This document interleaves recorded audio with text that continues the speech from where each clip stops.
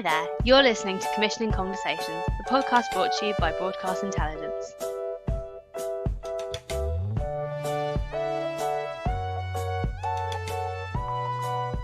Hi, and welcome to another episode of Commissioning Conversations. My name is Alice Redman, and today I am joined by Denise Seneviratne, who is a commissioning editor at Channel 5. So hi Denise, how are you? I'm very well, thanks Alice. So I wondered if we could just get straight kind of into things, and if you could just explain what your remit is at Channel 5 and Viacom. Well, I'm part of the commissioning team. We work across genre, so we work across platforms as well. So all of the channels in our portfolio. I work for, I make programs for 5 Star, Paramount, but also the main channel, Channel 5. So that's my remit. And what's lovely about working at Channel 5 is that we're not genre specific. So programs from Tony Robinson's History of Great Britain to Bargain Loving Brits in the Sun. And that's as wide as I can commission. And I was wondering if you could maybe outline what your current shopping list is at the minute for programmes. Well, I mean, I absolutely love access documentaries and popular factual series.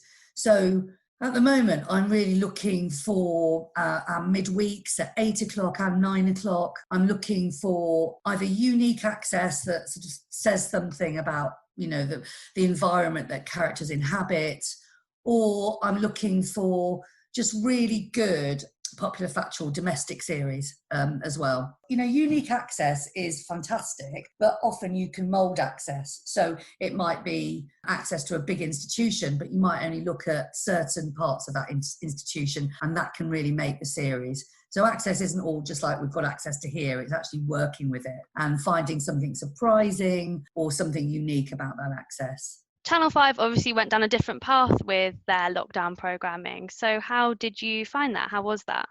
I felt that we did go down a different path during lockdown, and I think we did exactly the right thing. And I think that what we chose to do was something that a large part of the country wanted to watch. But I loved the fact that during lockdown, and we really focused on a lot of escapist programs at Channel 5. And I think that we did the right thing, personally. I mean, there was COVID everywhere.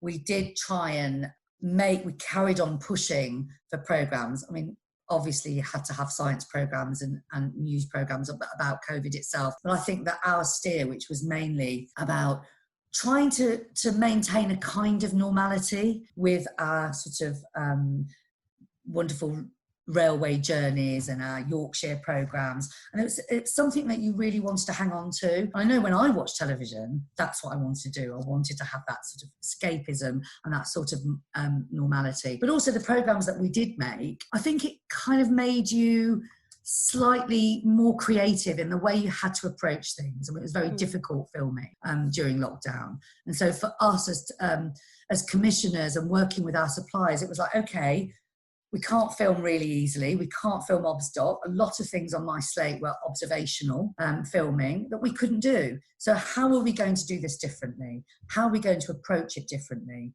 Do we film interviews? We couldn't film face-to-face. So a lot of things were done where we delivered bits of kit to people. But also I did like Nuremberg, which was one of our, which I was really excited about, which was a history programme, but we didn't have any interviews in it at all. It was all archive and voiceover.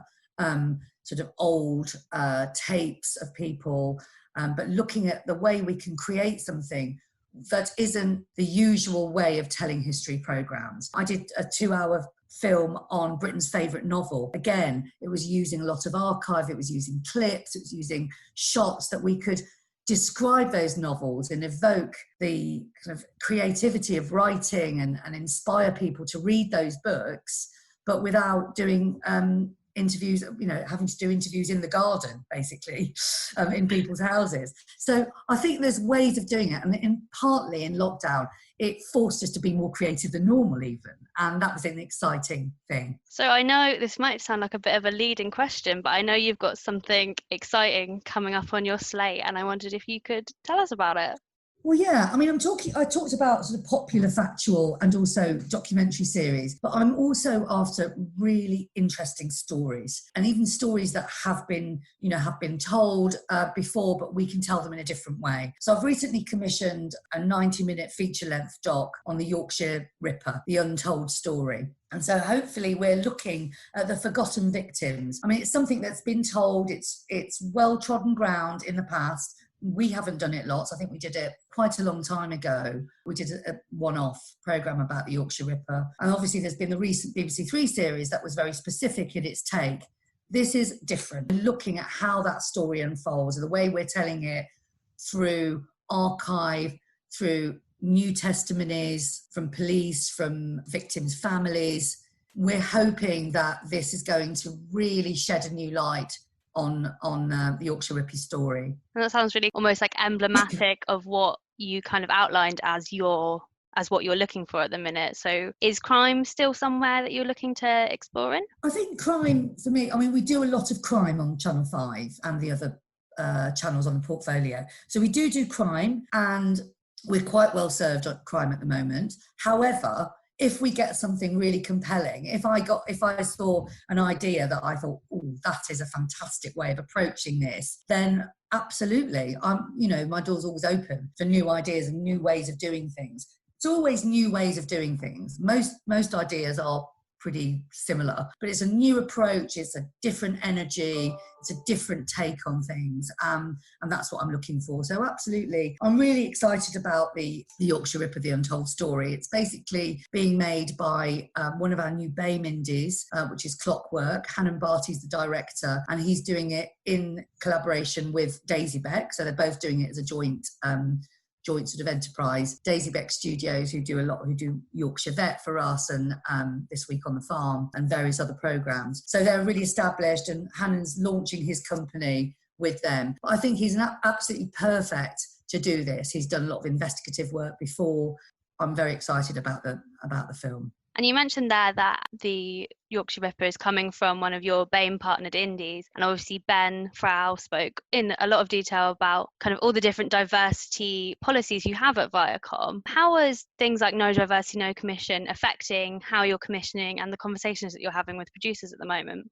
Well, to be honest, Alice, I've always felt very strongly about diversity in programming, and even up until very recently, being a freelancer, always my teams were very, very, I tried my best to have teams that were very diverse, and I feel that nothing's really changed. For me, I think what's interesting about this is that we've got a whole backing of Viacom and Ben Frau. So basically, I think that now we're able to actually really say, look, we've got to have a team that represents the people that are watching our channels, and that's really important to us. I think the thing is with the diversity thing and the fact that there's no diversity, no commission, that's part of it. But it's also about us working with our suppliers to actually increase that, to increase that sort of diversity across all the teams. That's on screen and off screen.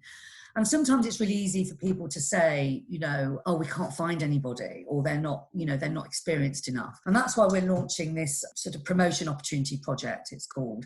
And we want people to break through that kind of mid-level tier in television, where you can't really get far further than an AP, that sort of researcher to AP level, AP to director level, and then director to series producer level. And I'm specifically focusing on the producer, director to series producer level, because that's where you can actually make a difference. Because once you're a series producer, you start hiring. And most of us hire in our own mirror image. And that's where that's where we can really make changes, I think.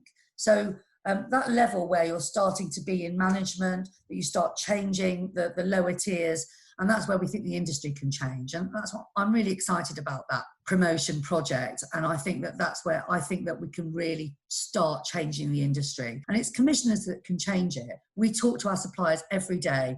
Who's in your team?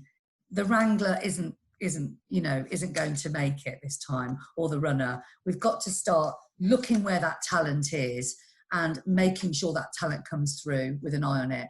And us as 8 commissioners at Channel 5, we're all kind of looking and working with our companies. We're saying, like, okay, how can we improve this? How can we change things? But actually, the bottom line is, if you're not going to try, there's no commission there.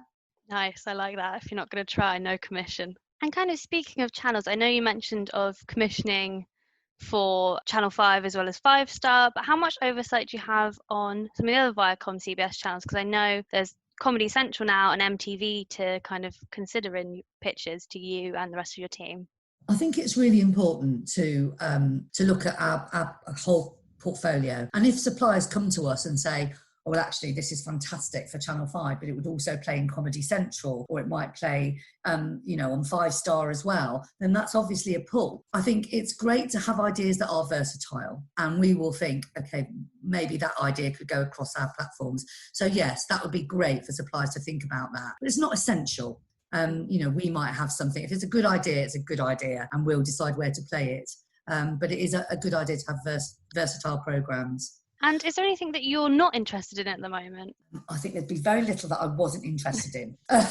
We have, as I say, we have a lot of crime. We have quite a lot of medical. We have, quite a lot of animals. But I would never say never for any genre, because if there's a new idea and there's a new way of approaching it and it's exciting, or there's some new talent, then we're always open to those ideas. So I wouldn't say don't come to us because you think we've got too much of it on the screen. And for anyone listening that kind of thinks they've got a great idea, how do you like to be pitched? I think the best way is via email. If you can make contact and set up a meeting, great. But to be honest, the best thing is via an email, a paragraph. If I'm interested, I can just come back to you and say, look, actually, this is quite interesting. Shall we have a chat? Shall we set up a meeting? Otherwise, it's quite difficult to wait for a while to set up a meeting and then pitch loads of ideas. The odd line or a para is perfect. And just to kind of start to wrap things up, basically. Obviously, this is a television podcast, so I would like to know what you're watching at the moment. During lockdown, I watched lots of things. I mean, I did watch a lot of drama, I have to say. I think that I watched lots of things like Normal People, I Might Destroy You, I watched Salisbury Poisonings, I watched lots of drama like that. So, thank you very much for speaking to me, Denise. It's been lovely to have you on the podcast. It's been lovely to be here. Thanks for listening to Commissioning Conversations. We'll be back next week with more, so don't forget to subscribe on Spotify, Apple, Podbean or YouTube. In the meantime, the latest commission briefs can be found on broadcastintel.com.